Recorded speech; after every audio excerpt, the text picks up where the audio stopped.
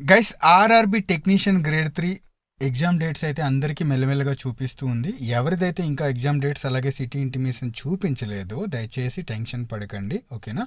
ఈరోజు రేపో చూపించేస్తుంది. ఏంటంటే 10 days బిఫోర్ ఎగ్జామ్ సిటీ అలాగే డేట్ వచ్చేసి చూపిస్తుంది అన్నమాట, ఓకేనా.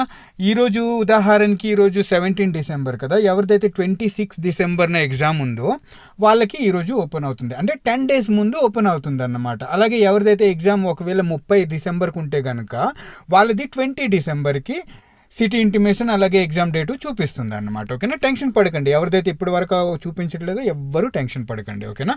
గైస్ ఎగ్జామ్స్ వచ్చేసి 3 షిఫ్ట్లలో ఉంటున్నాయన్నమాట, ఓకేనా. మార్నింగ్ షిఫ్ట్ వచ్చేసి మార్నింగ్ 7:30కి, అలాగే సెకండ్ షిఫ్ట్ వచ్చేసి 11:15 అలాగే థర్డ్ షిఫ్ట్ వచ్చేసి మధ్యాహ్నం 3 గంటలకి అయితే ఉంటుందన్నమాట, ఓకేనా.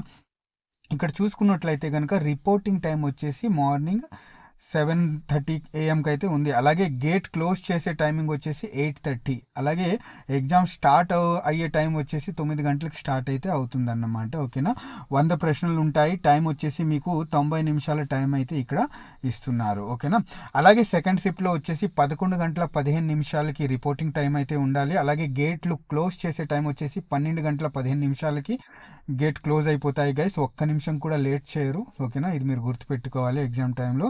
అలాగే 12:45 అయితే ఇక్కడ ఎగ్జామ్ స్టార్ట్ అవుతుంది అనమాట సెకండ్ షిఫ్ట్ వాళ్ళకి, ఓకేనా.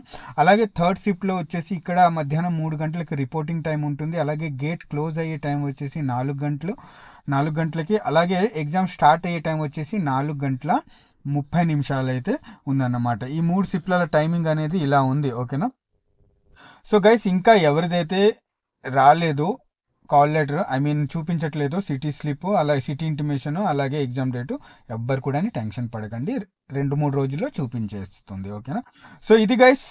ఇంకో విషయం అందరికీ చెప్తున్నాను గైస్, ఒకవేళ ఎగ్జామ్ సెంటర్ మీది దూరంగా ఉంటే కనుక తప్పకుండా 1 day బిఫోర్ చేరుకునేలా చూడండి, ఓకేనా.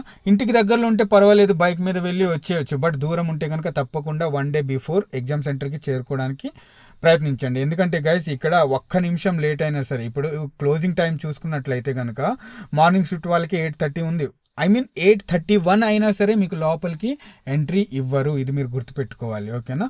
సో చాలాసార్లు చాలామంది చాలా బాగా ప్రిపేర్ అవుతారు, చదువుతారు, అన్నీ చేస్తారు, కానీ కొన్నిసార్లు ఏంటంటే లేట్ అయిపోతూ ఉంటారు అన్నమాట. అందుకే నేను చెప్తున్నాను, బిఫోర్ ఎగ్జామ్ సెంటర్ దగ్గర బిఫోర్ టైమింగ్ ఉండడానికి ప్రయత్నించండి, ఓకేనా. అలాగే మీ ఈ కాల్ లెటర్ వచ్చేసి బిఫోర్ 4 days ముందు డౌన్లోడ్ చేసుకోవచ్చు అన్నమాట. ఉదాహరణకి ఇక్కడ ఎగ్జామ్ డేట్ వచ్చేసి 26 డిసెంబర్ అనుకుందాం. సో 22 డిసెంబర్కి కాల్ లెటర్ అయితే డౌన్లోడ్ అవుతుంది అనమాట, 4 days బిఫోర్, ఓకేనా. 10 days బిఫోర్ ఎగ్జామ్ సిటీ అలాగే డేట్ చూపిస్తుంది, ఎగ్జామ్ డేట్ చూపిస్తుంది. అలాగే 4 days బిఫోర్ ఏంటంటే కాల్ లెటర్ డౌన్లోడ్ అవుతుంది అన్నమాట, ఓకేనా. సో ఇది. అలాగే ఇంకో విషయం చెప్పేస్తున్నాను ఇక్కడ గైస్, ఎవరైతే ఎగ్జామ్ రాయడానికి వెళ్తున్నారో తప్పకుండా ఆధార్ కార్డు ఒరిజినల్ పట్టుకుని వెళ్ళండి. అలాగే ఆధార్ కార్డు లేకపోయినా ఉన్నా సరే అడిషనల్గా ఇంకో ఒక ఐడి ప్రూఫ్ అనేది తప్పకుండా పట్టుకుని వెళ్ళండి గైస్, ఓకేనా. అడిషనల్ ఐడి ప్రూఫ్ ఏదైనా పట్టుకుని వెళ్ళేటప్పుడు దాంట్లో ఫోటో ఉండేటట్టు చూసుకోండి, ఓకేనా. ఇప్పుడు ఆధార్ కార్డులో ఫోటో ఎలాగో ఉంటుంది కదా, బట్ అడిషనల్గా ఏమైనా ఐడి ప్రూఫ్ పట్టుకునేటప్పుడు మీరు దాంట్లో ఫోటో ఉండేటట్టు చూసుకోండి అబ్బా, ఓకేనా. సో ఇది. మిగతా విషయాలన్నీ మీరు ఈ కాల్ లెటర్ డౌన్లోడ్ చేసుకుంటే కనుక అందులో ఉంటాయి, ఎగ్జామ్ సెంటర్కి ఏమేమి పట్టుకుని వెళ్ళాలి, ఏమేమి పట్టుకుని వెళ్ళకూడదు అనేది అందులో కాల్ లెటర్లో క్లియర్గా మెన్షన్ చేసి ఉంటారు, మీరు చదువుకొని వెళ్ళండి తప్పకుండా, ఓకేనా. ఓకే గైస్, వీడియో నచ్చితే తప్పకుండా లైక్ చేయండి. నెక్స్ట్ వీడియోలో మళ్ళీ కలుస్తాను, అంతవరకు సెలవు, బాయ్, జై హింద్.